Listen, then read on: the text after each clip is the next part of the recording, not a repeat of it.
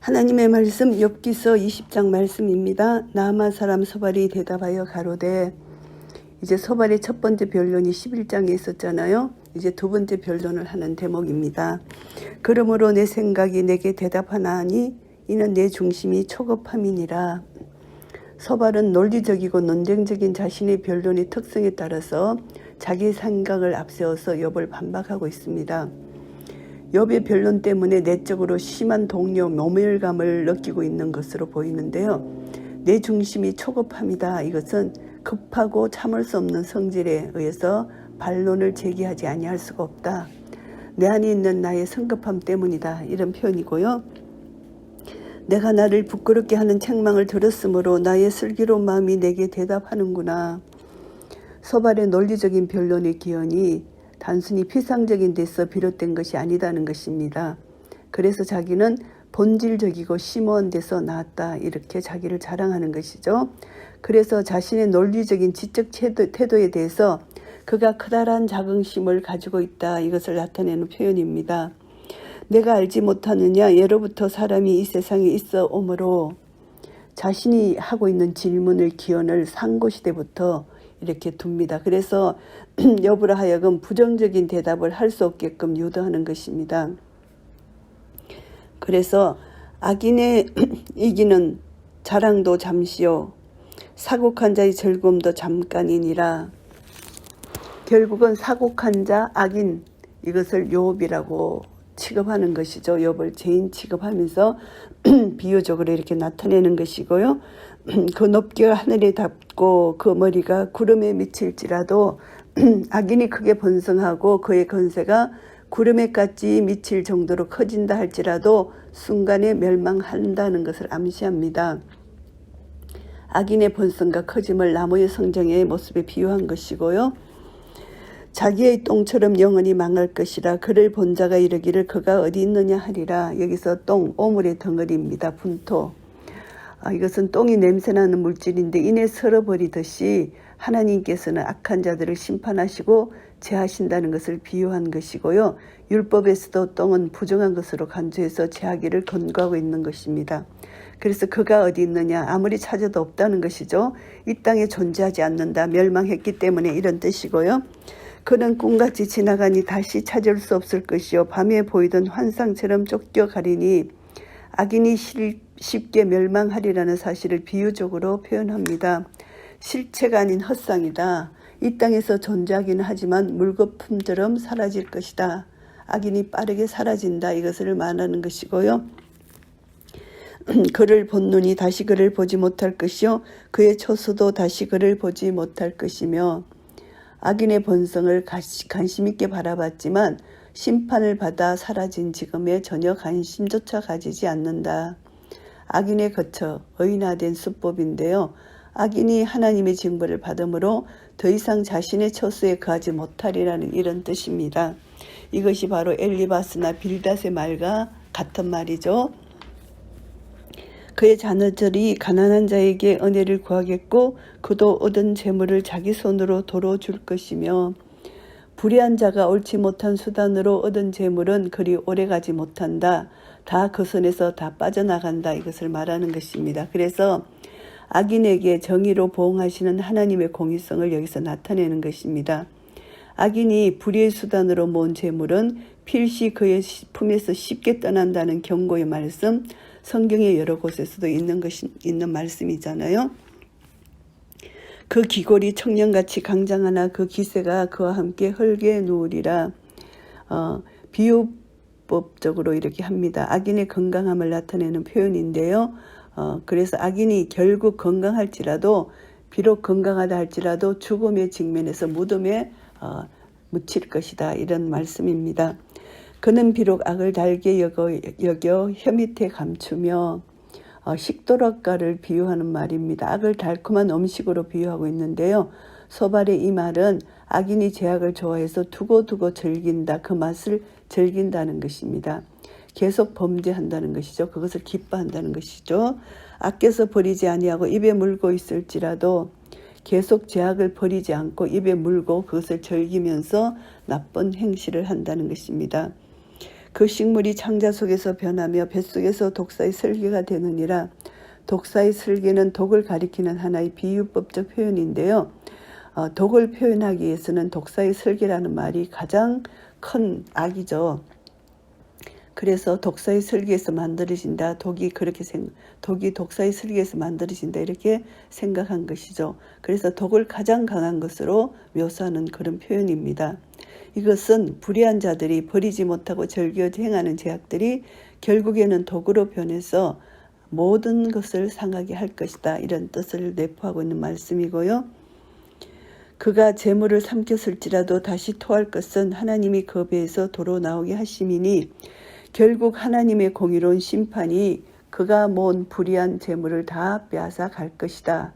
이렇게 말씀합니다. 그래서 소발이 이렇게 말한 것은 욥이 갑작스런 재앙으로 인해서 재산을 모두 잃었을 뿐만이 아니라 비참하게 된 것을 연관시켜서 한 말이고요. 그가 독사의 독을 빨며 뱀의 혀에 죽을 것이라. 결국은 하나님의 심판을 당해서 멸망할 것이다. 이런 표현입니다. 그가 강 곧 꿀과 엉킨 젖이 흐르는 강을 보지 못할 것이요. 이것은 풍요로운 풍성함을 나타내는 상징적 표현입니다. 불의한 자가 불의의 대가로 인해서 아무리 재물을 모았을지라도 풍요로운 결과를 보지 못하고 그 생활을 누리지 못할 것이다. 그 강을 보지 못할 것이다. 이런 뜻이죠. 하나님이 심판하시기 때문이라는 것이고요. 수고하여 얻은 것을 도로 주고 삼키지 못할 것이며 매매하여 얻은 재물로 절거하지 못하리니 결국 악인이 상거래를 통해서 많은 재물을 얻었고 권력까지도 소유했지만 그것을 즐거움을 누리지 못한다. 결국은 다 빼앗길 것이다. 이 말씀입니다. 이는 그가 가난한 자를 학대하고 버리며 자기가 세우지 않은 집을 빼앗음이니라. 그 악인이 모은 재물은 결국은 그가 악행을 행했기 때문에 가난한 자의 것을 착취하고 가난한 자를 학대했다는 것으로 그 이유를 밝히고 있습니다. 그는 마음에 족한 줄을 알지 못하니 그 기뻐하는 것을 하나도 보존치 못하겠고 불의한 자는 결코 마음속에서 내적으로 평안함을 갖지 못한다는 것입니다.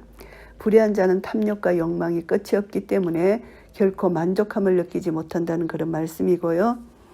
남긴 것이 없이 몰수히 먹으니 그런즉 그 형통함이 오래지 못할 것이다. 음식을 전부 먹어치웠다는 그런 말입니다. 악인의 행악된 모습, 가난한 자와 힘없는 자를 계속해서 압박해서 다 먹어치웠다. 하나도 남기지 못하고 먹어치웠다는 것입니다.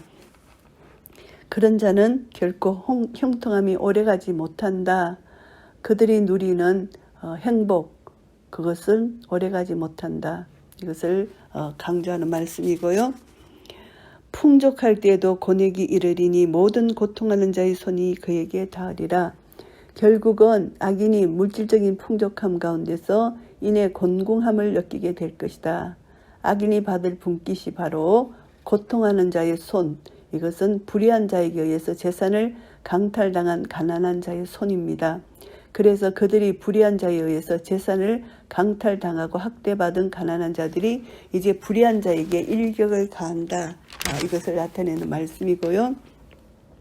그가 배를 불리려 할 때에 하나님이 맹렬한 진노를 내리시리니 밥 먹을 때에 그의 위에 비같이 솟으시리라. 악인의 불의한 재물을 누리지 못하는 비참한 상황을 언급합니다. 불의한 재물을 탈취해 누리려 하는 악인에게 임하시는 하나님의 진노의 심판을 나타내는 것입니다. 소발이 이렇게 말한 이유는 욥이 계속해서 악인이라는 사실을 강조하기 위한 것입니다. 왜냐하면 소발은 욥의 아들들이 식사 도중에 재앙으로 엎드러져 죽은 사실을 염두에 두고 언급한 말이기 때문입니다. 그가 철병기를 피할 때에는 노탈이 쏘아 깰 것이요. 불의한 자에게 임하는 하나님의 심판이 엄중하고 결코 피할 수 없다는 사실을 의미하는데요. 피한다고 하더라도 가중된 징벌이 악인에게 임하여 결국은 심판을 당하게 된다. 이것을 말씀하는 것입니다. 몸에서 그 살을 빼어낸 적 번쩍번쩍하는 촉이 그 슬개에서 나오고 큰 두려움이 그에게 임하느니라. 결국은 욥이 마치 전쟁터의 군인들이 엄습하는 것과 같은 모습으로 자신에 대한 하나님의 징계를 묘사한 이런 것과 유사한 표현을 하고 있고요. 모든 캄캄한 것이 그의 보물을 위하여 쌓이고 사람이 피우지 않는 불이 그를 멸하며 그 장막에 남은 것을 사르리라.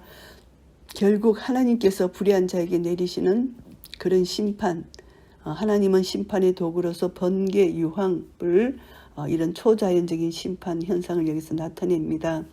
그래서 악인이 비록 불의한 수단으로 재물을 취하여 버려들였다 할지라도 하나님께서 공의의 심판으로 모든 것을 사라지게 하실 것이다. 이것을 계속해서 암시하는 말씀이고요. 하늘이 그의 죄악을 드러낼 것이요 땅이 일어나 그를 칠 것인즉, 하늘과 땅이 불의한 자의 죄악생을 드러내기 위해서 증인으로서 역할을 다할 것이라는 것입니다. 자신의 무죄성을 변론한 욥에 대해서 그가 죄인임을 강조하고 빗대어 한 말입니다.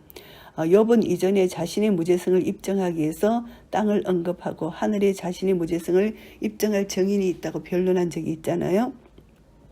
이것을 빗대어서 욥의 말을 토대로 역으로 반박하는 이런 모습이고요. 그 가산이 패하여 하나님이 진노하시는 날에 흘러가리니, 불의한 자가 옳지 못한 수단으로 얻은 재산이 하나님의 공의 심판으로 사라진다, 이런 말씀이고요. 이는 악인이 하나님께 받을 분깃이요 하나님이 그에게 정하신 산업이니라. 결국 하나님이 공의 심판으로 악인에게 이렇게 모든 것을 앗아가신다, 모든 것을 다 거둬가신다. 이것이 악인이 받을 유산이라는 것으로 표현합니다. 욥기서 20장 말씀을 정리하겠습니다. 소발의 두 번째 변론입니다. 1절부터 11절까지는 일시적인 악인의 번영에 대해서 말합니다.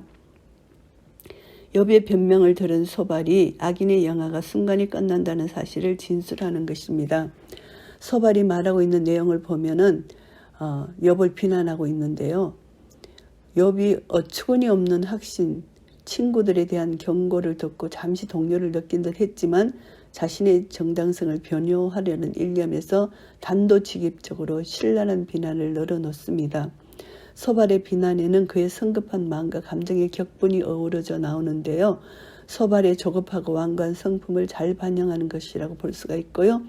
하나님의 진정한 뜻을 생각지도 않고 성급하게 욥을 비난했던 소발, 또 다른 친구들은 후에 하나님으로부터 책망을 받게 되잖아요. 소발은 자신의 경험에 의해서 악인의 번역이 일시적이라는 것을 주장합니다. 역사상 존재했던 모든 고대 사람들의 경험을 근거로 해서 악인의 번영은 잠깐이고 결국 다 멸망한다, 이런 논리입니다. 그리고 이제 욥은 소발의 처지를 염두에 두고 악인의 멸망을 계속 진술하는데요. 악인이 이기는 자랑이 잠시다. 창졸간의 재앙을 만날 것이다. 그리고 자녀들도 패방할 것이고 육체의 강건함도 무용한 것이다.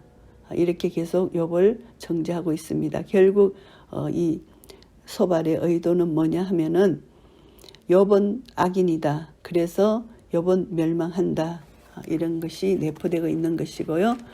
그래서 이런 표현을 썼습니다. 그래서 소발이 이제 변론을 자제하고 참고 있다가 이렇게 즉각적으로 답변하고 있는 모습, 이것은 자기가 모든 것이 자기가 옳다는 것이죠. 그래서 이것을 보면서 우리는 어떤 교훈을 받을 수 있나 하면은 악한 자들이 겉으로 경건을 이장하고 세상에서 득세하는 듯 하지만 끝내 하나님은 그것을 징계하신다. 이것이 말씀입니다. 성경 말씀이고, 악인이 세상에서 부와 명예를 얻지만 그들은 결국 하나님의 주권에 의해서 다 멸망받을 것이다. 이것이 성경 말씀입니다. 그런데 이 소발이 한 것은 하나님 말씀이지만 욥에게는 해당되지 않는다. 하나님 뜻을 모르고 한 말이라는 것을 우리가 알게 되고요.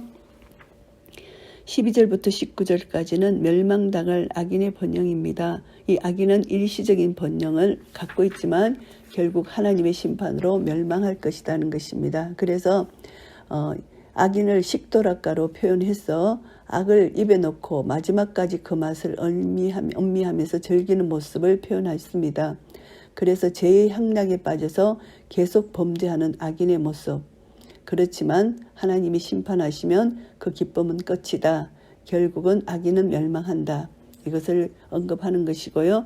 이것을 통해서 우리는 어떤 교훈을 받을 수 있나 하면은 여호와를 경외치 않는 자는 결국 그가 모은 모든 소득은 불의한 방법으로 얻었기 때문에 오래 갈 수 없고, 사회에서 버림받고 소외당하고 가난한 자들에게 성도는 공의와 사랑으로 그들을 대해야 된다는 것을 깨닫게 되고요. 20절부터 29절까지는 악인이 받을 분깃에 대해서 말합니다. 악인이 누리는 일시적인 번영, 그것은 멸망한다는 것이죠. 그래서 소발은 악인이 마침내 받게 될 분깃에 대해서 말하고 있습니다. 결국은 부를 축적했지만 악인이 그것을 보존치 못한다. 악인에게 피해를 입은 가난한 자들이 보복할 것이다. 이렇게 말하고요. 하나님에 의한 진노에 대해서 말합니다. 하나님은 불의에 대해서 반드시 심판하실 것이다. 이렇게 표현을 하고요. 하늘과 땅에 의해서 진노 받을 것이다. 하늘과 땅까지도 악인을 칠 것이라는 것을 말합니다. 결국은 욥을 겨냥해서 하는 말입니다. 그래서 소발이 제시하는 재앙의 특징에 대해서 이 공통점은 욥이 처한 상황을 모든 것을 비슷한 묘사들로 해서 욥 너는 악인이기 때문에 이렇게 너는 재앙을 당했다 이렇게 나타내는 것입니다. 그래서 하나님의 심판은 악인에게 분명히 임하게 되고요. 그때 하나님 자신이 친히 징계하시는 것이죠. 그래서 성도는 하나님의 징계를 받을 경우 성도 자신의 전 관심을 하나님의 뜻을 발견하는 데 두어야 되고 하나님 뜻대로 행하려고 애써야 된다는 것을 배우게 되고요. 악인은 반드시 심판하십니다. 하나님께서 악인은 반드시 멸망을 당합니다. 이것이 성경 말씀이고요. 오늘 또 이 소발은 욥을 정죄하기 위해서 하나님 말씀을 빗대서 하는데요. 욥은 정말 악인이 아니라는 것을 모르는 것이죠. 결국은 하나님 말씀을 가지고 다른 사람을 정죄 비판하는 것은 참 잘못이다. 이것을 우리가 다시 한번 깨닫게 됩니다. 그래서 반드시 악인은 멸망을 당하지만 그것이 욥에게 해당되지 않는다는 것을 이 소발이 몰랐다는 것, 이것을 우리가 깨달으면은 모든 사람을 우리가 그 상황과 형편을 모르면서 알지 못하면서 그 사람을 말씀으로 정죄 비판하는 것, 그것은 우리가 하나님 자리에 섰다는 것이죠. 우리는 다시 한번 겸손히 나의 나 된 것은 하나님의 은혜고 나는 하나님 만드신 피조물에 불과하다는 것을 알고 창조주 하나님, 심판주 하나님께 모든 것을 맡기고 내가 죄인이라고 생각하는 이웃에게 우리는 기도하면서 그 사람의 연약함을 품고 기도하고 그 사람을 위로하고 사랑해 주는 것이 우리 성도의 본분이라는 것을 다시 한번 깨닫게 됩니다. 그래서 우리는 말씀 가운데 거하고 이 말씀을 나에게는 적용시키고 나의 죄를 살피고 내가 거룩하니 너희도 거룩하라. 거룩한 삶을 살기에 우리는 부족함이 없도록 하지만 나도 죄책감에 빠져서는 안 되고 우리가 우리 죄를 자백하면 저는 미쁘시고 어로사 모든 불에서 우리 죄를 깨끗게 하신다는 거, 우리는 하나님 앞에 죄를 고백하고 우리는 거룩하고 정결한 삶을 사는 것, 죄책감에 빠지면 안 되는 것, 이것이 나에게 적용하고 다른 사람에게는 하나님 말씀 따라 정죄 비판하지 않고 그를 사랑하고 용서하고 용납하고 하나님께 모든 것을 맡기고 그 사람이 주께로 돌아오도록 기도하는 것, 이것이 우리가 해야 될 일이라는 것을 다시 한번 깨닫게 됩니다. 이런 모든 은혜가 하나님으로부터 우리에게 주어져서 날마다 하나님 말씀에 순종하고 믿음으로 살아가는 한 분 한 분 되시기를 예수 그리스도 이름으로 축복합니다. 아멘.